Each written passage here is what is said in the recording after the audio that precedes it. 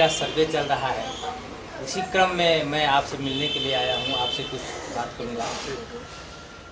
Sir पहले आप अपना नाम बताएं। सर मेरा नाम रामनारायण महासेठ। राम नारायण महासेठ। सर आपकी उम्र कितनी हुई होगी सर? मेरी उम्र 85 क्रॉस करा, 86 में मैं 2 मई से प्रवेश 86 पर गया है सर। हाँ नहीं, 2 मई से प्रवेश करूँगा। 2 मई से प्रवेश करेंगे। सर तो हमको आप एक चीज़ बताइए कि अपने जीवन काल में आप बहुत सारे प्रधानमंत्री को देखे, मंत्री को भी देखे होंगे और राज्य मुख्यमंत्री को भी देखे होंगे। मैं 52 का इलेक्शन भी देखा हूँ। 52 का इलेक्शन देखे सर आप।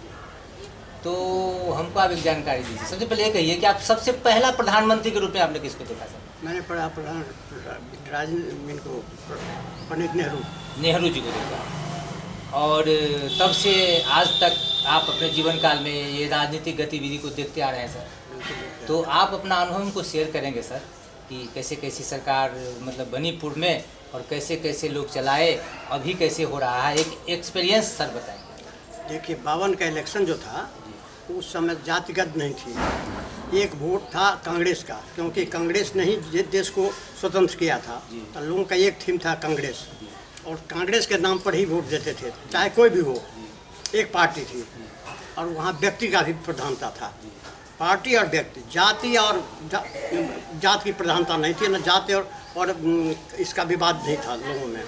केवल प्रधानता थी बने राष्ट्र का और व्यक्ति का। तो मैं देखा हूँ कि उस समय नेहरू की छवि अच्छी थी और राजेंद्र बाबू हमारे राष्ट्रपति रहे। हमारे बिहार में भी मुख्यमंत्री के रूप में श्री कृष्ण सिंह रहे, उन्होंने 16 वर्ष चलाया। 16 वर्ष तक उन्होंने राज किया। हाँ 16 वर्ष राज किया। सर इतने दिनों के अवधि में आप देखते आ रहे हैं और वर्तमान में भी देख रहे हैं, तो वर्तमान में की जो परिस्थिति है इसके बारे में आपका क्या देना सर? वर्तमान की परिस्थिति जो है जातिगत हो गई है, क्षेत्रगत हो गई है। यहाँ अब इलेक्शन में लोग अपभ्रंश भाषा उपयोग करते हैं, शिष्टाचार को लोग खो रहे हैं। हाँ, उस अपने व्यक्तित्व को खो रहे हैं, क्योंकि उस समय की सरकार जो बनती थी उस समय लोग अपभ्रंश शब्द का प्रयोग नहीं करते थे, केवल राष्ट्र के नाम से और व्यक्ति के नाम से मांगते थे। और आज के युग में ही हो गया है कि सब आदमी अपने अपनी गति छापते हैं और एक दूसरे की सिर्फ निंदा करते हैं, जो कि नहीं होना चाहिए, जो नहीं होना चाहिए। ये बहुत बुरी चीज़ है कि अगर किसी की निंदा करते हैं तो इलेक्शन के में, और अभी आज के दिन में तो प्रधानमंत्री तक करते हैं निंदा, जो उस समय नेहरू नहीं करते थे। मोरारजी देसाई के साथ उनका बहुत टसल चलता था, लेकिन कभी उन्होंने नहीं कहा। ये आपको बराबर ये अटल बिहारी वाजपेयी का जो ऑपरेशन होता था तो उसको उनको बुला करके पूछते थे, उनको मान्यता देते। उस समय विद्यार्थी थे वो, लेकिन मान्यता देते थे। आज के इलेक्शन, आज का जो चल रहा है इलेक्शन, उसमें केवल विवाद और दूसरे का क्रिटिसाइज। सर अभी तो इलेक्शन आपके भी सामने है सर, इसी माह इलेक्शन होने जा रहा है सर।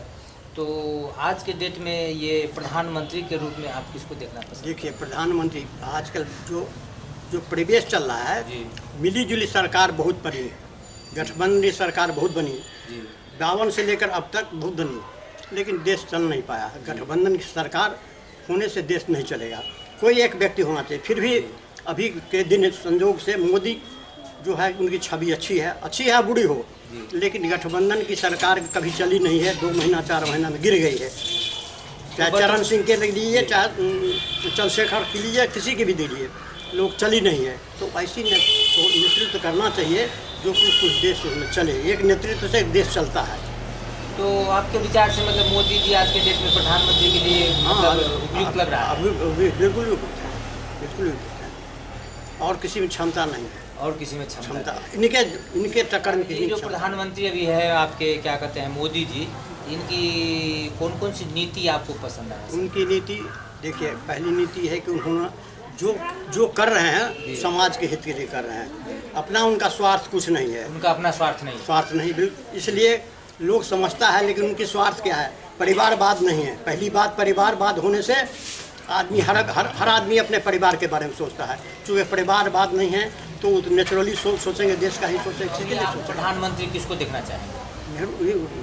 मोदी को देखना चाहिए। निश्चित। मोदी जी आपके नज़र में अच्छे प्रधानमंत्री के इसलिए अच्छे होंगे। व्यक्तित्व के लोग हैं। हाँ, अच्छे व्यक्तित्व के लोग हैं, उनके सामने दूसरा कोई नहीं है।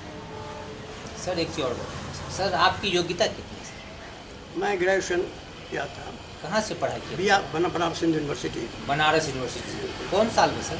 वो करीब 58 की बात है।